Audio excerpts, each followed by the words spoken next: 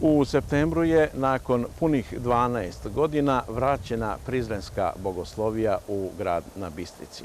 Naša ekipa bila je nedavno sa polaznicima prve generacije ove verske škole. Bogoslovija Kiril i Metodije u Prizrenu obeležava 145 godina postojanja, a po prvi put nakon ratnih događanja 1999. godine upisana je nova generacija đaka. 12 godina su najduži period u istoriji bogoslovija koju bogoslovija nije radila. Eto, primali smo priliku i vladika Teodosije, znači v.d. rektora u bogosloviji, je prepoznao tu priliku i mi smo ponovo otvorili bogosloviju i ako Bog da, obnovit ćemo do kraja njen rad. Ove godine je primljena prva godina, jedno odeljenje od 11 učenika, a imamo nameru da svake godine, znači ponovo upisujemo po jednu godinu dok ne dođemo do 4 ili 5 godina, tako da negde 50-60 đaka bi bilo optimalno za ovu bogosloviju. Učenike smo zatekli na nastavi, a nakon njenog završetka pitali smo ih odakle im ideja da upišu baš ovu školu i kako su se u njoj snašli. Čuo sam da je obnovljena ova bogoslovija, pa je moj sveštenik meni predložio da upišem u ovu bogosloviju i tako smo spremili dokumentaciju i ostalo što je trebalo i vladika Teodosije me primio i tako sam upisao u bogosloviju. U početku mi je bilo malo i strah i to, ali kad sam se uklopio sad mi je baš sam zadivljen svem što sam ovdje doživio.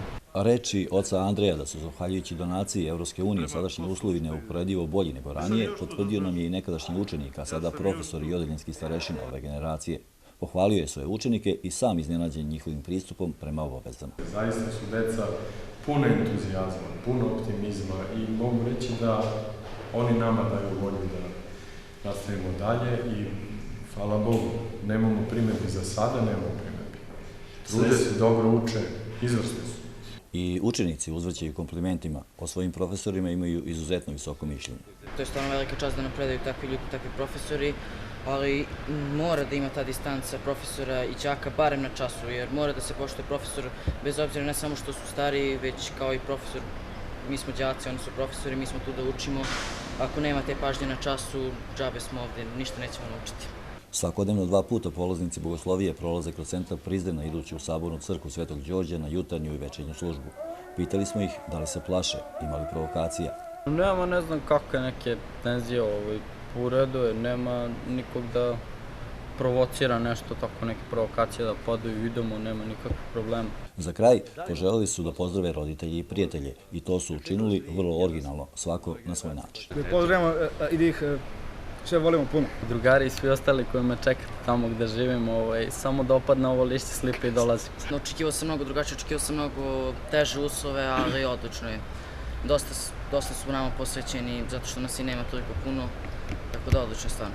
Svima bi poželio da koji imaju želju mogu ovdje doći u sljedećim godinama da upišu bogosloviju i da na taj način oživi ova bogoslovija. Svojim oblačenjem, izgledom, odnosno imidžom, da se izrazimo rečnikom njihove generacije, odudaraju od očekivanog.